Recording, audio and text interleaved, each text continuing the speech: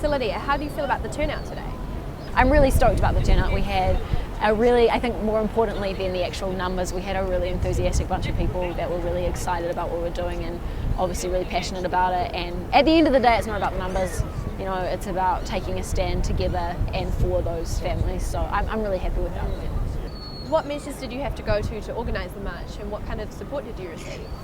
We started a week ago basically, which was kind of crazy. It's kind of crazy to pull something like this together in a week. But so we started obviously with the council. We talked to the council and just told them what we were doing.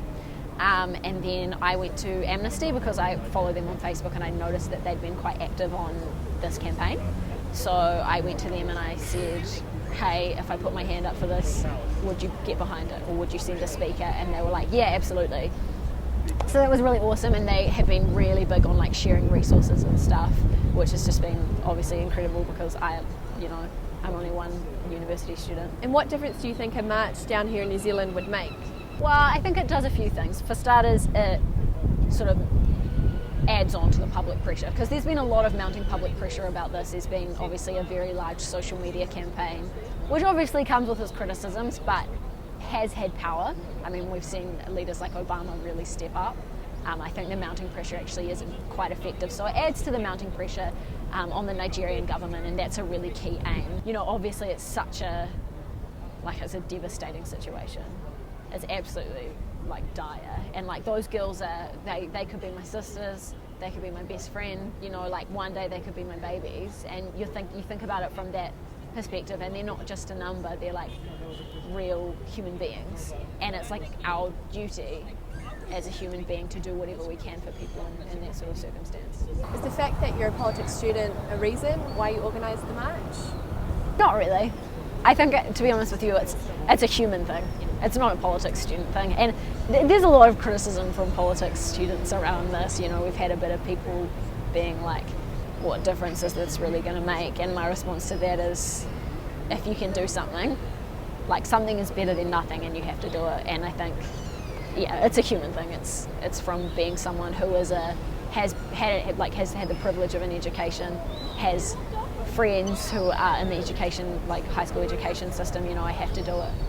So tell us a bit about how women's education fits into this situation. It's huge that this incident, this awful situation, has brought into brought into the global lens women's education. Because 2 out of 3 educated people in the world are women. A lot of women in developing countries, I think it was 1 in 5 women in sub-Saharan Africa will be educated. They are the second option for education, unfortunately, in a lot of situations. And it's so important that we stand up against that, because they do, women have unique skills and attributes to add to leadership, to add to the academic realm. I think it's so important that we do stand up for those girls, because that's a right, and building up leaders is crucial to changing the world. What are your hopes regarding the Bring Back Our Girls campaign? We get those girls back, and we get them back as soon as we can, and we get them all back, because the Boko Haram have actually said that they'll give back 100, but that's not enough. We won't be satisfied until we see all of the girls return home.